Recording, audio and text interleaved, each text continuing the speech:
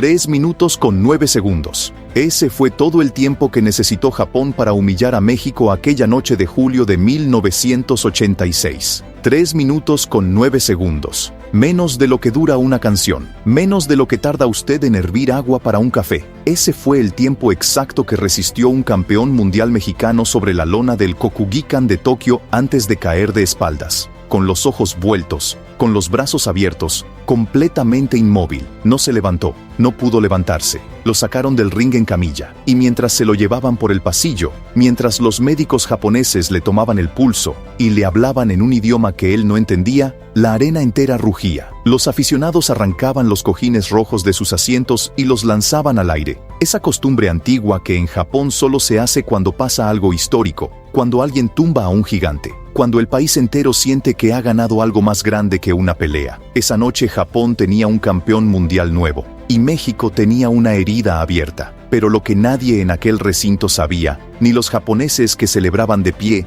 ni los periodistas que ya estaban escribiendo la nota, ni los comentaristas de la televisión nipona que repetían la caída una y otra vez en cámara lenta, ni siquiera el propio campeón que levantaba los puños hacia el techo, es que ese mexicano al que acababan de sacar dormido iba a volver, y que iba a volver exactamente un año después, al mismo país, a la misma ciudad, a la misma arena, al mismo ring, con las mismas cuerdas, bajo las mismas luces, frente al mismo hombre que lo había destrozado. Solo que esta vez no iba a ir a defender nada, esta vez iba a ir a cobrar. Quédese conmigo, porque lo que ocurrió el 22 de julio de 1987 en el Kokugikan de Tokio es una de las historias de venganza más brutales que ha dado el boxeo mexicano, y es una historia que casi nadie cuenta. Le voy a contar quién era este hombre, de dónde venía, qué apellido cargaba sobre los hombros, y le voy a contar qué hizo durante los 363 días que separaron esas dos peleas, y sobre todo, le voy a contar lo que pasó adentro del ring esa segunda noche,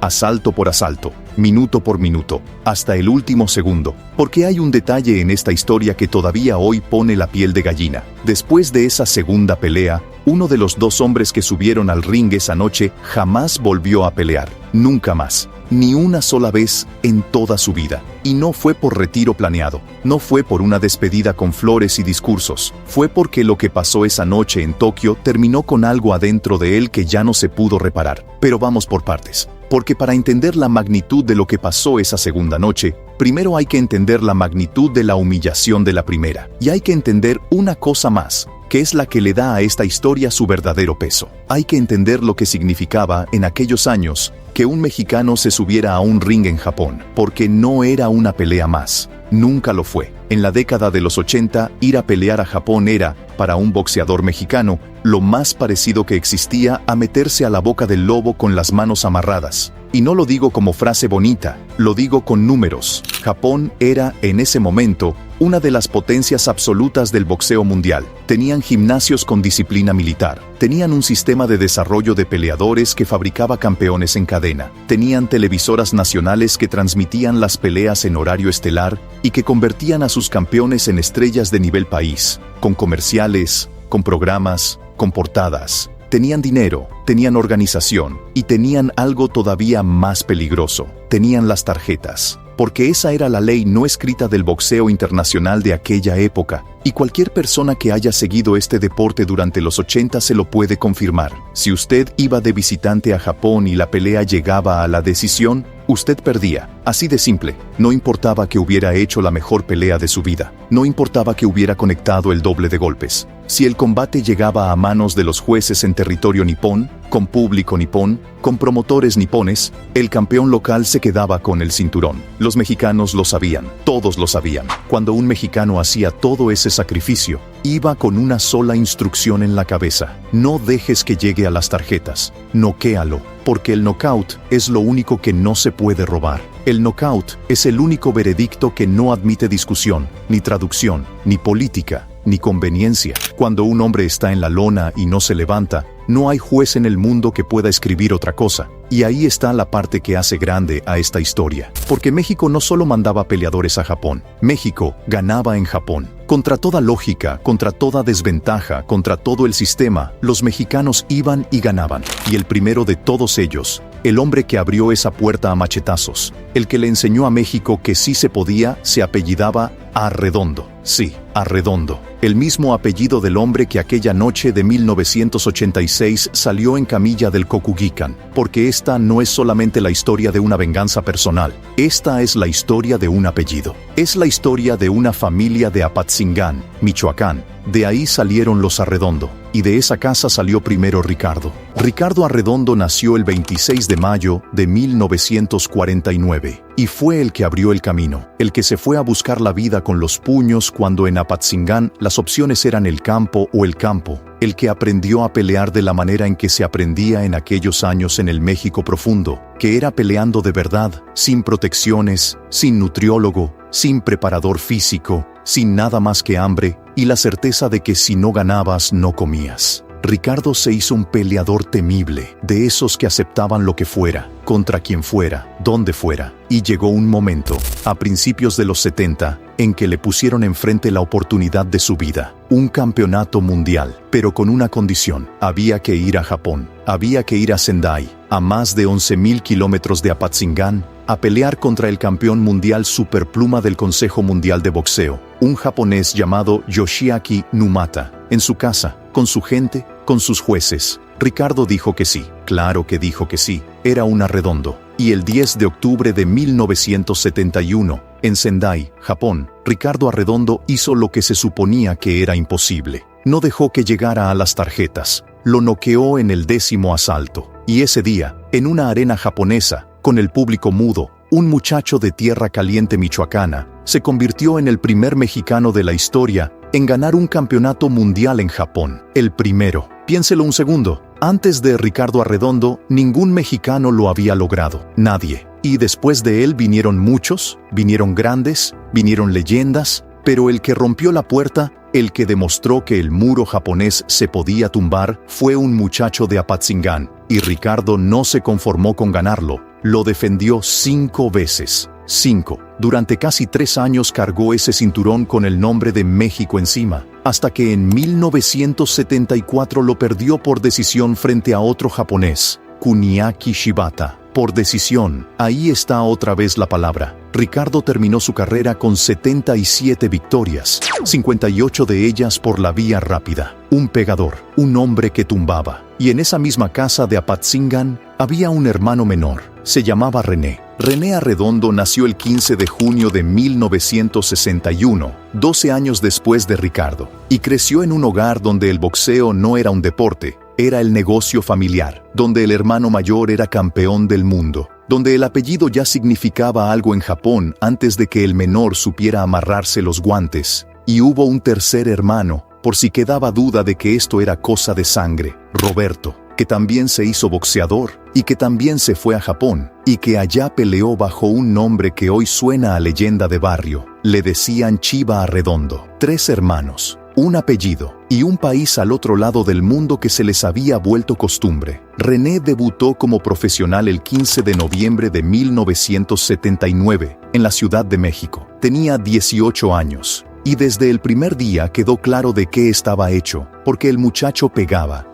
en serio. De 58 peleas que hizo en toda su carrera, ganó 46, y de esas 46, 40 las terminó por nocaut, 40 knockouts, 87% de sus victorias antes del límite. Eso no es un boxeador que gana, eso es un boxeador que apaga luces. Peleó sus primeros años en México, dando vueltas por las arenas del país, curtiéndose en ese circuito durísimo que en aquella época era el mejor gimnasio del mundo. Y en 1983 tomó la decisión que tomaban todos los que querían llegar arriba. Se fue a Los Ángeles, California, a meterse en el mercado grande, a pelear en las carteleras que sí se veían, a buscar el nombre, y lo encontró. Porque en 1986, René Arredondo llegó a lo más alto. Se convirtió en campeón mundial superligero del Consejo Mundial de Boxeo, cinturón verde y oro, el mismo organismo del que su hermano había sido campeón 15 años antes. 2 hermanos de Apatzingán, 2 campeones del mundo del Consejo Mundial de Boxeo, de una casa de Tierra Caliente al techo del planeta. Y entonces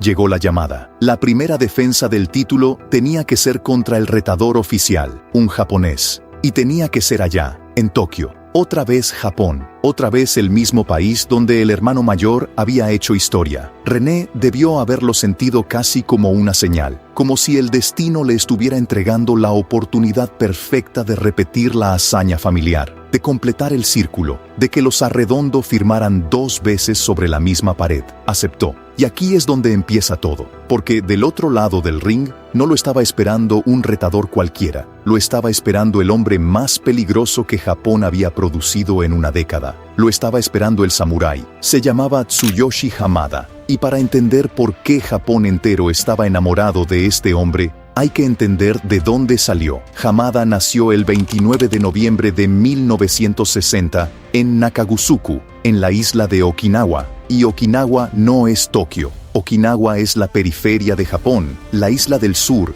Un muchacho de Okinawa que llega a Tokio a hacerse boxeador es, guardando todas las proporciones, algo parecido a un muchacho de provincia que llega a la capital con una maleta y sin apellido. Y venía de abajo. Empezó a boxear siendo un niño, empujado por uno de sus hermanos mayores. Y resultó bueno, muy bueno. Tan bueno que se convirtió en campeón nacional juvenil de Japón en peso pluma y cerró su carrera amateur con 37 victorias, 28 de ellas por nocaut. 28 knockouts como amateur, en el boxeo aficionado, donde los guantes son enormes, donde hay careta, donde todo está diseñado para que nadie salga lastimado. Este muchacho noqueaba a la gente, era zurdo y era un pegador puro, pero su historia tiene un capítulo que casi nadie conoce, y que es el que explica de dónde salió el golpe que lo hizo campeón del mundo. Entre 1981 y 1983, Tsuyoshi Hamada se fracturó la mano izquierda 4 veces. 4. La misma mano, la mano de poder de un zurdo, su arma principal. Se la rompió una y otra vez, tantas veces que tuvieron que hacerle injertos de hueso. Estuvo prácticamente 2 años fuera del ring. 2 años. En la edad en la que un peleador debe estar creciendo, viéndolo todo desde afuera. Cualquier otro se hubiera retirado. Él no. Durante ese tiempo, con el brazo izquierdo colgando de un cabestrillo, inutilizado, envuelto, este hombre se iba al gimnasio de todas formas y golpeaba el costal con la derecha, solo con la derecha, hora tras hora, día tras día, mes tras mes. Un zurdo golpeando un costal con su mano débil porque era la única que le quedaba. Y pasó lo que tenía que pasar. Esa mano débil dejó de ser débil. Ese gancho de derecha, que nació de una lesión que se construyó a base de meses de frustración y de dolor, se convirtió en un martillo. Cuando Hamada regresó, Japón se encontró con un monstruo, un zurdo que ahora pegaba con las 2 manos. Y empezó a acumular knockouts en una racha que todavía hoy, décadas después, sigue siendo récord japonés. 15 knockouts consecutivos. 15 rivales seguidos que no escucharon la campana final. Se le hizo un personaje, un aura. Subía al ring con una bata blanca con un shisa de Okinawa bordado. Esa figura mitológica de su isla, mitad león, mitad perro. La guardiana que espanta a los malos espíritus. Llevaba su nombre en kanji sobre la espalda y entraba con una canción que en aquellos años sonaba en todo el mundo. Un himno que hablaba de estar esperando a un héroe, porque eso era para Japón, un héroe. Le decían el samurái, y el 24 de julio de 1986, ese samurái tenía enfrente a un mexicano. Ahora bien, aquí quiero que ponga mucha atención, porque este es el punto donde la historia se tuerce, y es el punto donde empieza la deuda que se iba a cobrar un año después, porque Japón no respetó a René Arredondo, y no lo respetó de la peor manera posible. No lo respetó por adelantado. Para la prensa japonesa, para los promotores, para la televisora que había apostado todo su dinero en la coronación de Hamada, el mexicano no era un campeón mundial,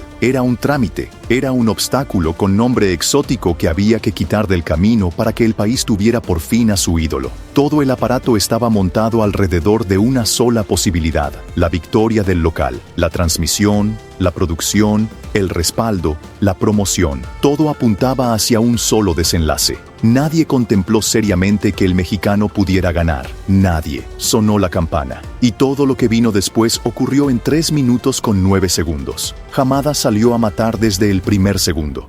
No hubo estudio, no hubo reconocimiento, no hubo esos primeros 90 segundos de tanteo que suele haber en toda pelea de campeonato mundial, donde 2 hombres se miden, se tocan, se buscan la distancia. Nada de eso. El japonés cruzó el ring como si el ring le perteneciera y empezó a lanzar. Y Arredondo, que era un peleador de poder, que era un hombre acostumbrado a que los rivales le respetaran las manos, se encontró de pronto haciendo algo que no había planeado hacer, retrocediendo. Lo fue empujando, lo fue llevando, lo fue metiendo hacia las cuerdas, que es el lugar del ring donde mueren los campeones, porque contra las cuerdas usted ya no puede rotar, ya no puede salir, ya no puede usar el espacio, y todo lo que le queda es cubrirse y rezar. Ahí lo tuvo, en las cuerdas, con el público de pie, y cuando faltaban segundos para que terminara el asalto, segundos. Entiéndalo bien, la campana estaba a punto de sonar, y Arredondo estaba a un suspiro de irse a su esquina, de sentarse, de respirar, de escuchar a su gente y reorganizarse.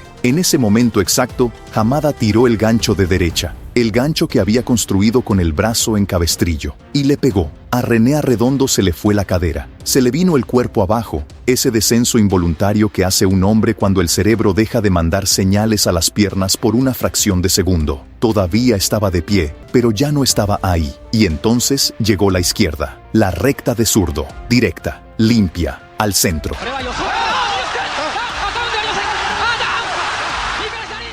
René Arredondo cayó de espaldas sobre la lona del Kokugikan y no se movió. El campeón mundial mexicano estaba dormido en el suelo, con los brazos abiertos, en el país equivocado, a 11.000 kilómetros de su casa. Tiempo oficial, 3 minutos con 9 segundos del primer asalto. Y aquí hay un detalle cruel que casi nadie menciona, y que le va a doler. El reglamento del Consejo Mundial de Boxeo establece que un peleador derribado no se salva por la campana. Es decir, aunque el asalto termine, el conteo continúa. Aunque hubieran faltado 2 segundos, aunque la campana hubiera sonado en pleno conteo, no importaba, no había salvación. El golpe llegó justo en el único momento en que no había forma de escapar. Lo sacaron en camilla. Según los testimonios de aficionados japoneses que estuvieron ahí esa noche, René Arredondo tardó cerca de 8 minutos en volver en sí. 8 minutos. Y ese dato hay que tomarlo con pinzas porque viene de la memoria de la gente, no de un reporte oficial,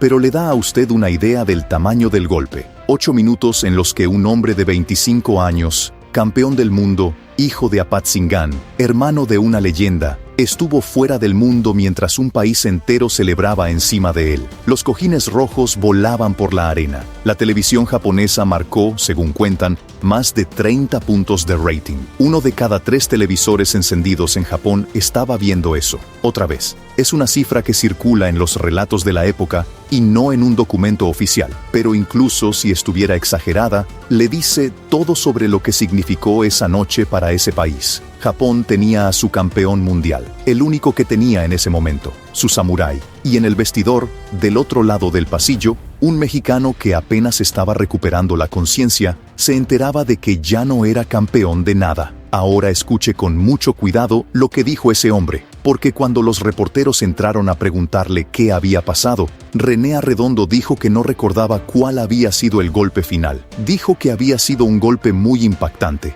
Y luego dijo esto, que iba a volver a Japón a recuperar el título. Léalo otra vez. Un hombre que acaba de ser sacado en camilla. Un hombre al que le acaban de arrancar un campeonato del mundo en 3 minutos. Un hombre que todavía no puede recordar el golpe que lo tumbó. Y con la cabeza dando vueltas, todavía con el vestidor girándole alrededor, lo primero que le sale de la boca no es una excusa, no es una queja, no es un reclamo contra el árbitro, ni contra el clima, ni contra el viaje. Es una promesa. Voy a volver. Y aquí es donde la mayoría de la gente comete el error de pensar que eso es solo una frase, que es lo que dicen todos los derrotados, que es orgullo hablando en caliente, porque efectivamente eso es lo que dicen todos. Pero casi ninguno lo hace, casi ninguno vuelve, casi ninguno se recupera de una humillación así. En el boxeo, un knockout de esa naturaleza, brutal, rápido, público, en el extranjero, acaba con las carreras. Deja marcas que no se ven en el récord.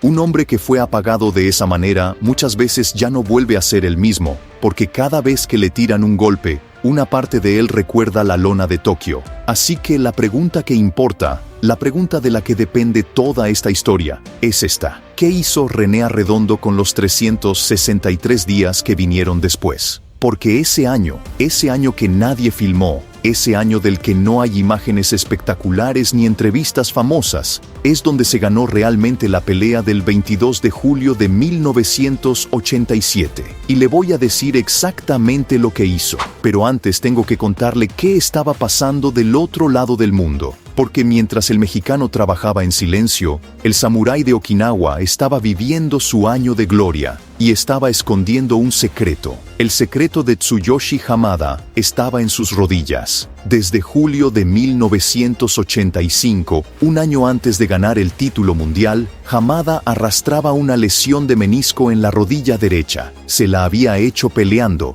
como se hacen todas las lesiones que de verdad importan. Y no era una molestia, era una lesión que requería cirugía. De hecho, 3 meses antes de la pelea contra Arredondo, le hicieron una artroscopía y confirmaron el daño. Lo operaron. Aquella noche de 1986 en que noqueó al mexicano, Tsuyoshi Hamada subió al ring con soporteras en las 2 rodillas. Los aficionados que estaban ahí lo notaron y se preocuparon. Se preguntaron en qué condiciones venía su ídolo. Pero eso no es lo peor. Lo peor había pasado el 27 de junio de aquel mismo año, menos de un mes antes de la pelea. Ese día, entrenando, a Tsuyoshi Hamada se le apagó el cuerpo, perdió visión de golpe, perdió fuerza en las manos. Se había exigido tanto, con tanta desesperación, con tanto miedo a fallar delante de su país, que el cuerpo simplemente dijo basta. Su entrenador, un hombre llamado Isamu Kuwata, tomó una decisión que en aquella época iba contra todo lo que se creía sobre la preparación de un boxeador. Le prohibió entrenar la última semana. Le ordenó reposo absoluto. Hamada contó después que durmió 22 horas diarias. 22 horas al día, la semana previa a la pelea más importante de su vida. Y funcionó. Llegó recuperado, llegó fresco, y noqueó al mexicano en el primer asalto. Pero la rodilla seguía ahí, la rodilla nunca se fue. Ahora bien, con el título ya en las manos, Japón esperaba de su campeón lo que Japón esperaba siempre: espectáculo, knockouts, grandeza. Y el 2 de diciembre de 1986, en el mismo Kokugikan, Hamada hizo su primera defensa contra un estadounidense invicto llamado Ronnie Shields. Fue una noche que le dio a Japón la primera señal de que algo no estaba bien, porque Hamada no lo pudo noquear. 12 asaltos completos. Y en el cuarto, el árbitro Arthur Mercante le quitó un punto al campeón japonés por golpe bajo. Al final, decisión dividida. Hamada retuvo el título con tarjetas apretadas, con un juez viéndolo por márgenes mínimos.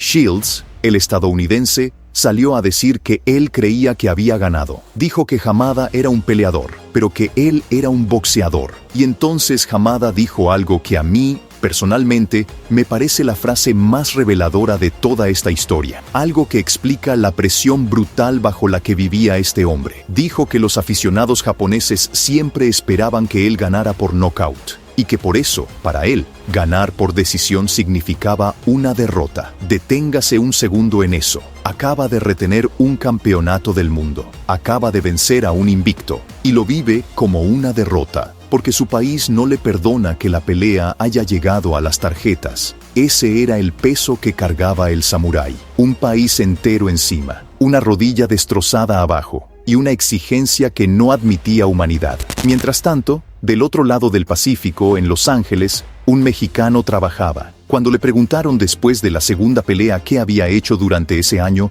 René Arredondo respondió que estaba decidido a recuperar el título y que se había concentrado en entrenar durante todo ese tiempo. Un año entero de un hombre enfocado en una sola cosa. Y los cronistas japoneses que analizaron la revancha llegaron todos a la misma conclusión y la escribieron con esas palabras: Arredondo no volvió a caer en lo mismo. Arredondo había estudiado bien a Hamada. Lo había estudiado. Ese es el detalle que lo cambia todo, porque piense en lo que eso significa en términos humanos. Significa que durante meses, este hombre se sentó a ver, una y otra vez, la grabación del peor momento de su vida, el video de su propia humillación, los 3 minutos con 9 segundos en los que un país entero lo borró del mapa. René Arredondo había peleado la pelea de Hamada, lo había dejado entrar, le había permitido acortar la distancia, se había ido a las cuerdas, le había regalado el terreno donde el zurdo de Okinawa era mortal, que era la distancia corta, la distancia del gancho, la distancia donde ese martillo de derecha construido en cabestrillo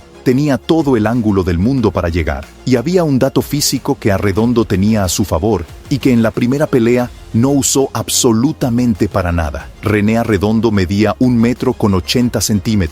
Tsuyoshi Hamada medía 1,70 m, 10 centímetros. Y con ellos, una ventaja de alcance de brazos que en el boxeo, cuando se usa bien, es la diferencia entre ganar y perder. En la primera pelea, esos 10 centímetros no existieron. Arredondo peleó como si fueran del mismo tamaño. En la segunda, iban a ser el arma. Llegó julio de 1987. En esta segunda pelea, Japón no puso a los jueces. El árbitro fue un estadounidense, Joe Cortés, un nombre que cualquier aficionado al boxeo conoce, uno de los terceros hombres más respetados de la historia de este deporte. Y los jueces fueron 3, y ninguno era japonés. Es decir, la mesa estaba limpia, y eso, lejos de quitarle épica a esta historia, se la multiplica, porque significa que lo que iba a pasar esa noche no iba a tener asterisco, no iba a tener excusa, no iba a tener nota al pie. Lo que se ganara ahí, se ganaba de verdad. 22 de julio de 1987.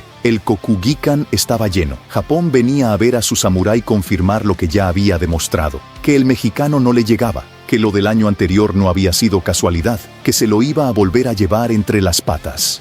12 asaltos programados. Campeonato Mundial Superligero del Consejo Mundial de Boxeo. En una esquina, con 26 años, 21 victorias, 19 de ellas por nocaut, campeón del mundo, ídolo nacional, el hombre de la racha de 15 knockouts seguidos, Tsuyoshi Hamada. En la otra esquina, con 26 años también, 36 victorias, excampeón del mundo, extranjero, visitante, sin público, sin bandera en las gradas, sin nadie que gritara su nombre en ese edificio. René Arredondo, de Apatzingán, Michoacán. Sonó la campana, y ahora sí, ponga atención, porque desde el primer segundo se notó que este no era el mismo hombre. Primer asalto. René Arredondo salió agresivo, y esa es la primera cosa que hay que entender, porque es contraintuitiva. Uno pensaría que un hombre al que noquearon en el primer asalto saldría con miedo, saldría a cuidarse, saldría a sobrevivir los primeros 3 minutos. No, salió al frente, pero al frente con inteligencia, al frente usando la distancia, sacando ese jab largo que en la primera pelea no había existido,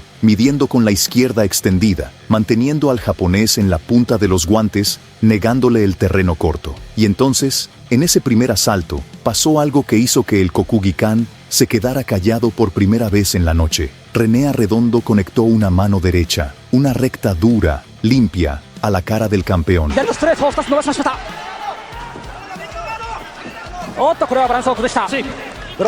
Tsuyoshi Hamada se fue para atrás tambaleándose hasta las cuerdas. El samurái, el ídolo, el hombre de los 15 knockouts, contra las cuerdas, sacudido, en el primer asalto de su propia defensa, delante de su gente. 12 meses antes, el mexicano estaba en el suelo a esa misma altura de la pelea. Ahora era el japonés el que estaba temblando. Segundo asalto. Y aquí Arredondo apretó. Empezó a soltar las manos en serie, izquierda y derecha, encadenando sin darle respiro, castigando arriba. Y a mitad de ese segundo asalto, ocurrió el hecho que iba a definir el resto del combate. Se abrió una herida en el rostro de Tsuyoshi Hamada, cerca del ojo derecho. Y quiero que entienda lo que eso significa en el boxeo, porque el público general lo ve como un detalle estético y no lo es. Una cortada cerca del ojo no duele. Un boxeador de élite no siente eso. Lo que hace una cortada cerca del ojo es mucho peor. Le tapa la vista, la sangre baja, se mete en el párpado, se mete en la pestaña y usted empieza a pelear con un ojo funcionando a la mitad.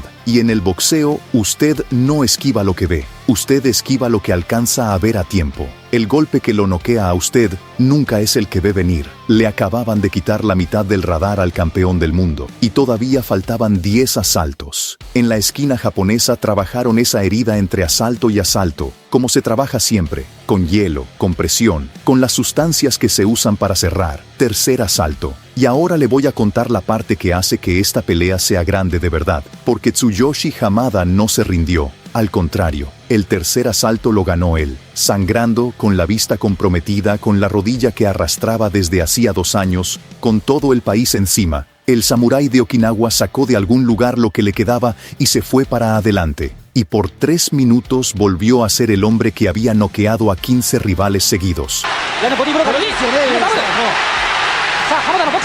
Presionó, buscó la distancia corta, trató de acortar, que era lo único que lo podía salvar, porque él sabía perfectamente que en la distancia larga no tenía nada que hacer contra esos 10 centímetros de más. Y ahí, en ese tercer asalto, el Kokugikan volvió a rugir, porque el público olió la posibilidad, porque su campeón estaba peleando, porque en el boxeo, cuando un hombre está sangrando y aún así avanza, la gente se levanta de los asientos. Ese asalto es la razón por la que esta historia no es la historia de un atropello, es la historia de dos hombres. Pero la aritmética del boxeo es cruel y no perdona, porque ganar un asalto está muy bien. El problema es lo que le costó ganarlo. Cuarto asalto. Para entrar a la distancia corta, Hamada tuvo que pagar peaje, y el peaje eran los golpes que se comía en el camino, porque así funciona esto. Un hombre bajo que quiere pelear con un hombre alto tiene que cruzar una tierra de nadie, tiene que atravesar el espacio donde el rival lo alcanza y él no, y cada vez que lo intenta, recibe, y cada vez que recibía, la herida se volvía a abrir. En el cuarto asalto la sangre ya no era un hilo, ya era un problema serio. Le bajaba por el lado derecho de la cara y el mexicano lo sabía, y hacía lo que hace cualquier peleador inteligente en esa situación. Apuntaba ahí, otra vez y otra vez. No por crueldad, por oficio. En el boxeo, cuando usted encuentra una grieta en la pared, usted no busca otra pared. Y mientras tanto, Arredondo no se dejaba llevar. Ese es el punto. Ese es exactamente el punto donde se ve el año de trabajo. Porque el René Arredondo de 1986, con el rival sangrando y con el público en contra y con la adrenalina al tope, se hubiera lanzado. Se hubiera ido para adentro a buscar el nocaut espectacular, a cobrarse la humillación de un solo golpe, a hacer el gesto grande delante de los japoneses. Y ahí lo hubieran matado. Otra vez. Porque eso era exactamente lo que Hamada necesitaba,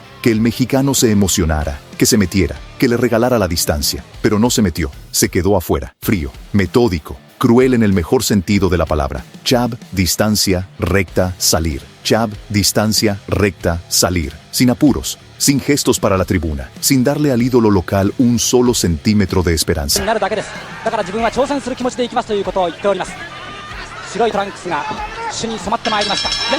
Quinto asalto. Y aquí el combate ya tenía una forma clara, aunque el público japonés todavía no quisiera aceptarla. La sangre del ojo derecho de Hamada ya lo estaba estorbando de manera visible. Ya no era una herida, era una desventaja estructural. Ya estaba peleando mal, no porque no supiera, sino porque no veía. Y le voy a decir dónde estaba la pelea en las tarjetas en ese momento, con los números exactos que quedaron registrados esa noche. El juez inglés Harry Gibbs tenía a Arredondo arriba por 49-46. El juez estadounidense Dave Moretti lo tenía 49-47. Y el juez estadounidense Arlen Bynum lo tenía 48-47. Los tres jueces, ninguno mexicano, ninguno japonés. En territorio japonés, con público japonés, tenían al visitante al frente. Pero fíjese en la tarjeta de Bynum, 48-47. Un solo punto de diferencia. Eso quiere decir que la pelea, aunque iba en una dirección, todavía no estaba resuelta. Todavía faltaban 7 asaltos. Y a Tsuyoshi Hamada le bastaba una sola mano, la misma que había usado el año anterior. Un hombre que ha noqueado a 19 rivales sigue siendo peligroso hasta que se apaga la última luz. Terminó el quinto asalto. Los dos hombres caminaron a sus esquinas. 60 segundos. En una esquina, un japonés al que le limpiaban la cara mientras su entrenador le explicaba lo que él ya sabía, que tenía que acortar, que tenía que arriesgar, que se le estaba yendo el título de las manos delante de todo su país. En la otra esquina, un mexicano a 11.000 kilómetros de Apatzingán. Sonó la campana del sexto asalto, y lo que pasó a continuación duró 43 segundos. 43 segundos. René Arredondo salió de su esquina y no salió a boxear, salió a terminar. Soltó la izquierda y la volvió a soltar, y la volvió a soltar. Series de manos izquierdas duras, arriba y abajo, a la cabeza y al cuerpo, encadenadas, sin pausa, sin darle a Hamada un solo instante para pensar. Al cuerpo y a la cabeza, al cuerpo y a la cabeza. Y a Tsuyoshi Hamada se le acabó todo. Todo lo que ese hombre había construido durante 26 años se le fue acabando ahí, en 43 segundos, delante del país que lo amaba. Y entonces René Arredondo tiró la mano derecha, dura, a la cabeza, y el campeón del mundo se quedó ahí parado, aturdido, sin caer todavía, en ese estado en el que ya no hay defensa, en el que el cuerpo sigue de pie por costumbre y nada más.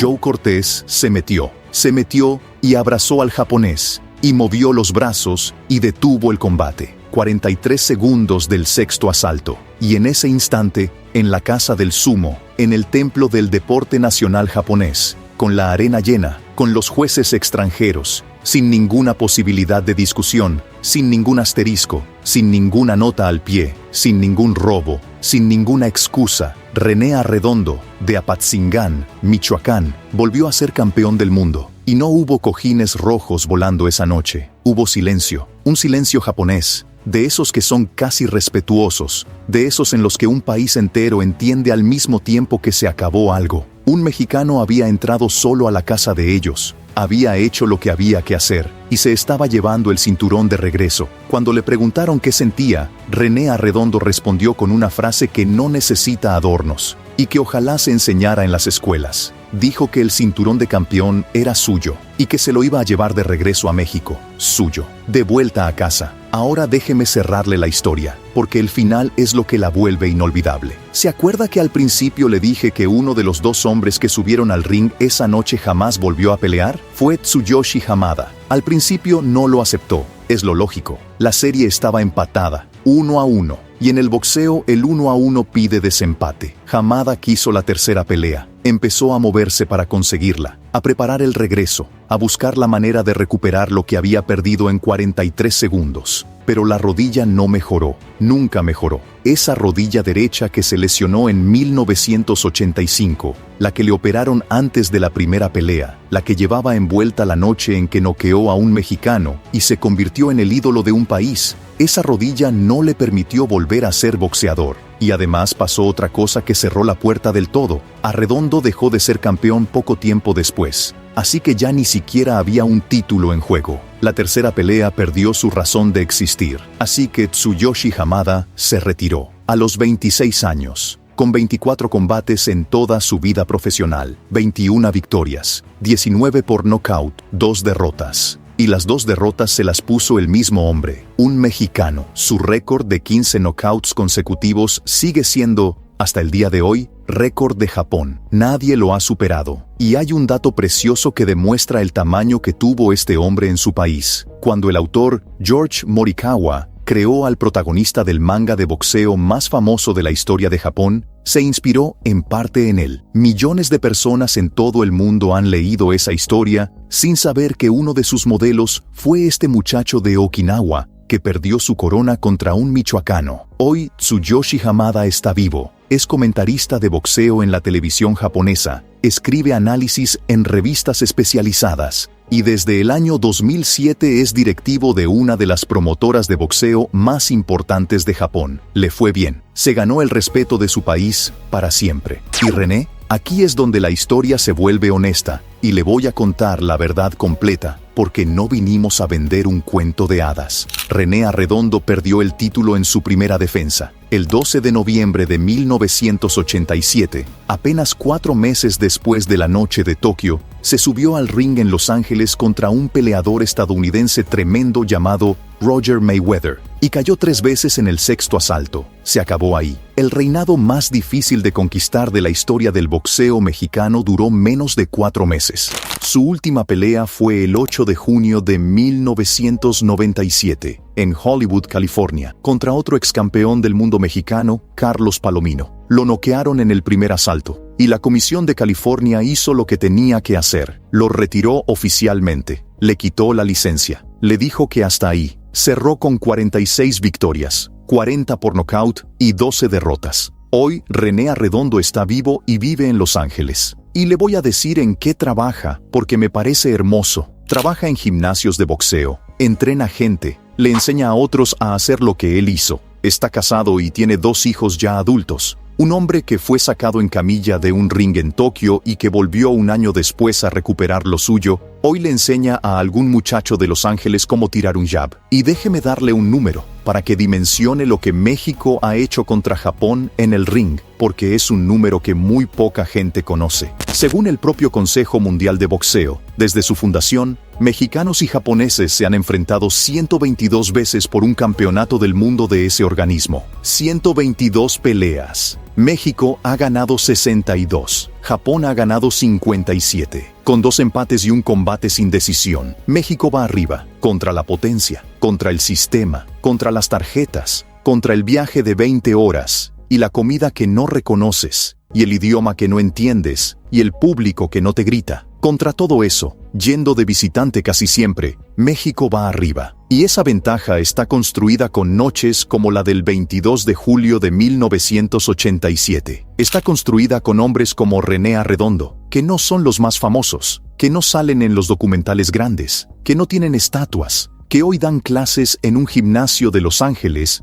y a los que probablemente nadie reconoce en la calle, pero que un día, hace décadas, se subieron a un avión sabiendo perfectamente que iban al lugar donde los habían humillado, sabiendo que iban solos, sabiendo que si la pelea llegaba a las tarjetas, estaban perdidos, sabiendo que tenían que noquear al ídolo de un país en su propia casa. Y lo hicieron. 43 segundos del 6º asalto. Ese es el temple mexicano. Ese y no otro. No el del que nunca se cae. El del que se cae, se levanta, estudia su propia caída durante un año completo sin quejarse, y regresa al mismo lugar a cobrar lo que es suyo. Porque a los mexicanos nos pueden tumbar. Claro que nos pueden tumbar. Nos han tumbado 1000 veces. Lo que no han podido nunca es hacer que nos quedemos abajo. Si esta historia le movió algo, hágame un favor, compártala. Porque René Arredondo merece que su nombre se siga diciendo. Y merece que los muchachos de hoy sepan que un hombre de tierra caliente michoacana cruzó el mundo entero para recuperar lo que le habían quitado. Y dígame una cosa en los comentarios, porque de verdad me interesa saberlo. ¿Cuál cree usted que fue la venganza más grande en la historia del boxeo mexicano?